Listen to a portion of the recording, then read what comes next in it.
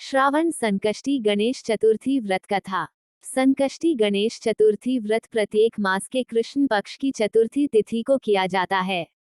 ऋषिगण पूछते हैं कि हे स्कंद कुमार, दरिद्रता, शोक, कुष्ठ आदि से विकलांग, शत्रुओं से संतप्त, राज्य से निष्कासित सदैव दुखी रहने वाले, धनहीन, समस्त उपद्रवों से पीड़ित, विद्याहीन, संतानहीन, घर से निष्कासित लोगों, रोगियों एवं अपने कल्याण की कामना करने वाले लोगों को क्या उपाय करना चाहिए जिससे उनका कल्याण हो और उनके उपरोक्त कष्टों का निवारण हो। यदि आप कोई उपाय जानते हो तो मुझे उसे अवश्य बतलाइए। स्वामी कार्तिकेय जी ने कहा, हे ऋषियों, आपने जो प्रश्न किया है उसके निवारणार्थ मैं आप लोगों को एक शुभदायक फल बतलाता हूँ, उसे सुनिए। इस व्रत के करने से पृथ्वी के समस्त प्राणी सभी संकटों से मुक्त हो जाते हैं। ये व्रतराज महापुण्यकारी एवं मानवों को सभी कार्यों में सफलता प्रदान करने वाला है। विशेषतया यदि इस व्रत को महिलाएं करें तो उन्हें संतान एवं सौभाग्य की वृद्धि होती है। श्रावण श्री गणेश संकष्टी चतुर्थी व्रत कथा। इस व्रत को धर्मराज युधिष्ठिर ने किया था। पूर्व काल में राज्यच्युत होकर अपने भाइयों के साथ जब धर्मराज वन में चले गए थे तो उस वनवास काल में भगवान श्री कृष्ण ने उनसे कहा था। युधिष्ठिर ने भगवान कृष्ण से अपने कष्टों के शमनार्थ जो प्रश्न किया था उस कथा को आप श्रवण कीजिए। युधिष्ठिर पूछते हैं कि हे पुरुषोत्तम, ऐसा कौन सा उपाय है जिससे हम वर्तमान संकटों से मुक्त हो सके। हे गदाधर, आप सर्वज्ञ हैं, हम लोगों को आगे अब किसी प्रकार का कष्ट न भुगतना पड़े, ऐसा उपाय बतलाइए। स्कंद कुमार जी कहते हैं कि जब धैर्यवान युधिष्ठिर विनम्र भाव से हाथ जोड़कर बारंबार अपने कष्टों के निवारण का उपाय पूछने लगे तो भगवान श्री कृष्ण ने कहा कि हे राजन, संपूर्ण कामनाओं को पूर्ण करने वाला एक बहुत बड़ा गुप्त व्रत है। हे युधिष्ठिर, इस व्रत के संबंध में मैंने आज तक किसी को नहीं बतलाया है।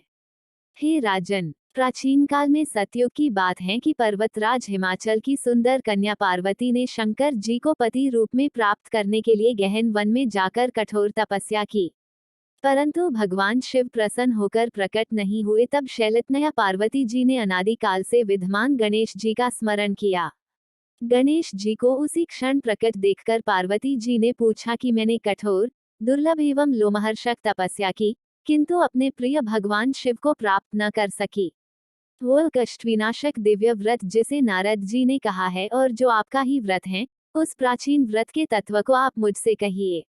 पार्वती जी की बात सुनकर तत्कालीन सिद्धिदाता गणेश जी उस कष्टनाशक, शुभदायक व्रत का प्रेम से वर्णन करने लगे।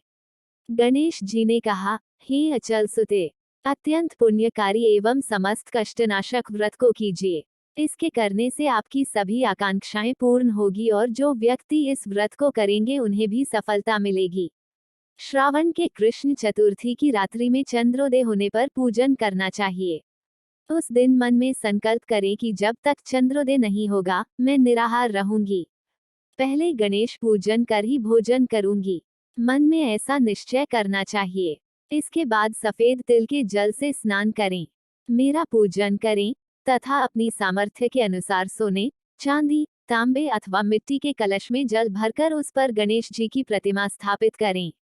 मूर्ति कलश पर वस्त्राच्छादन करके अष्टदल कमल की आकृति बनावें और उसी मूर्ति की स्थापना करें। तत्पश्चात षोडशोपचार विधि से भक्ति पूर्वक पूजन करें। मूर्ति का ध्यान निम्न प्रकार से करें। हे लंबोदर, 4 भुजा वाले, 3 नेत्र वाले, लाल रंग वाले, हे नीलवर्ण वाले, शोभा के भंडार, प्रसन्न मुख वाले गणेश जी, मैं आपका ध्यान करता या करती हूँ। हे गजानन, मैं आपका आवाहन करती हूँ। हे विघ्नराज, आपको प्रणाम करती हूँ, यह आसन है। हे लंबोदर, यह आपके लिए पाद्य है। हे शंकर सुवन, यह आपके लिए अर्घ्य है। हे उमापुत्र, यह आपके स्नानार्थ जल हैं। हे वक्रतुंड, यह आपके लिए आचमनीय जल हैं। हे शूर्पकर्ण, यह आपके लिए वस्त्र हैं। हे सुशोभित, यह आपके लिए यज्ञोपवीत है।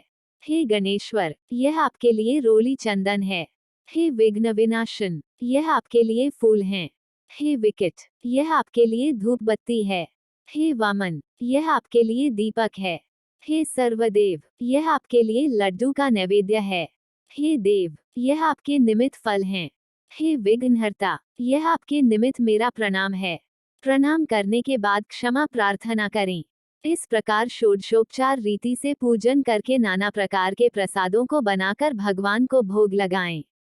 हे देवी, शुद्ध देशी घी में 15 लड्डू बनाएं। सर्वप्रथम भगवान को लड्डू अर्पित करके उसमें से 5 ब्राह्मणों को दे दें। अपनों सामर्थ्य के अनुसार दक्षिण देकर चंद्रोदय होने पर भक्तिभाव से अर्घ्य देवें।